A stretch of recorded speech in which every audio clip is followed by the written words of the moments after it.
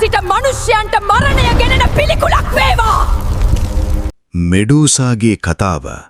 Athens නගරේ ඇතීනා දිවංගනගේ දේවාලය ග්‍රීසියේ තිබුණු ඊටාම පූජනීය ස්ථානයක් වුණා.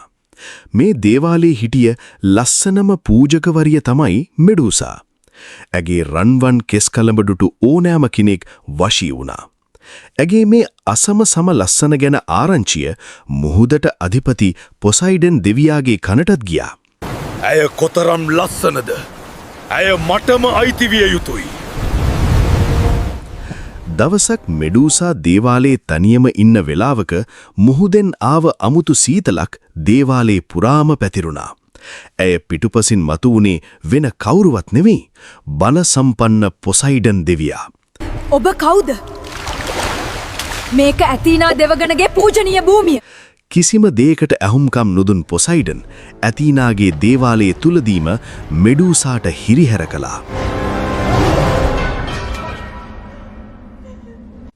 මේ අමිහිරි සිදුවීමෙන් පස්සේ මෙඩූසා ඇතීනාගේ පිළිමේ ළඟට වෙලා හඬා වැටුණා. මගේ දෙවඟනිය, කරුණාකර මාව බේරා ගන්න. නමුත් ඇතීනා දෙවංගනට ඇති වුණේ කනගාටුවක් නෙවෙයි, තමන්ගේ දේවාලයේ අපවිත්‍ර වීම ගැන දැඩි කෝපයක්. දේවාලය දෙදරුම් කවමින් රන්වන් ආලෝකයක් මැදින් ඇතීනා දෙවංගන පෙනී හිටියා. කිසිම වරදක් නොකළ මෙඩූසාට ඇතීනා දෙවංගන අතිශය දරුණු ශාපයක් කළා. නුඹේ මේ ලස්සන අද සිට මනුෂ්‍යයන්ට මරණය ගෙනෙන පිළිකුලක් වේවා. අනේ එපා, මට මේ දේ කරන්න එපා. ඒ ශාපයත් එක්කම මෙඩූසාගේ ලස්සන මුහුණ විකෘති වෙන්න පටන් ගත්තා. හැමෝම වශී වුණු ඒ ලස්සන රන්වන් කෙස් කලඹ දරුණු විෂඝෝර සර්පයන් බවට පත් වුණා. දැන් ඇය ලස්සන පූජකවරියක් නෙමෙයි. ඇය දිහා බලන ඕනෑම කෙනෙක් ගල් ගැහිලා මැරෙනවා. තමන්ගේම අවාසනාවන්ත ඉරණම ගැන හඬා වැටෙමින් මෙඩූසා ඒ අගුරු රාත්‍රියේම දේවාලයෙන් පැනලා දිව්වා. ඇය ගියේ කිසිම මිනිහෙක් නැති ගල් ගුහාවක හැංගෙන්න.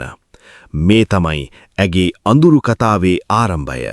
මෙඩූසා අඳුරු ගුහාවකට වී කල් ගෙවද්දී මෙඩූසගේ ශාපය ගැන දැනගත් පර්සියස් නම් තරුණ වීරයා මේ රාක්ෂසියව විනාශ කරන්න තීරණය කළා.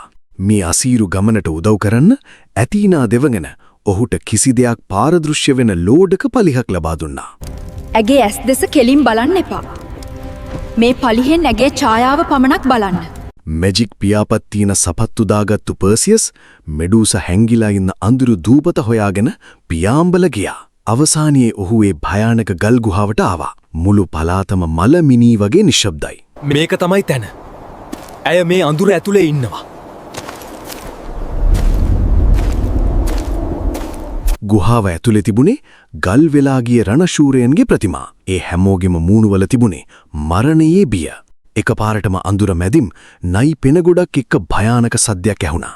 මෙඩූසා ළඟටම ඇවිත් ඇතීනා කියපු විදිහටම පර්සියස් තමාන්ගේ ඇස් වහගෙන දිලිසෙන පලිහ ඉස්සරහට ගත්තා. පලිහෙන් පේන ඡායාව දිහා බලාගෙන පර්සියස් තමාන්ගේ කඩුව අරගෙන මෙඩූසාට පහර දුන්නා. එක පහරින්ම ඒ අවාසනාවන්ත රාක්ෂසියගේ හිස කඳින් වෙන් වෙලා බිමට වැටුණා. ඒත් එක්කම මෙඩූසාගේ ඇඟෙන් සුදු පාට ආශ්වයෙක් ඉපදුනා. ඒ තමයි පෙගසස්.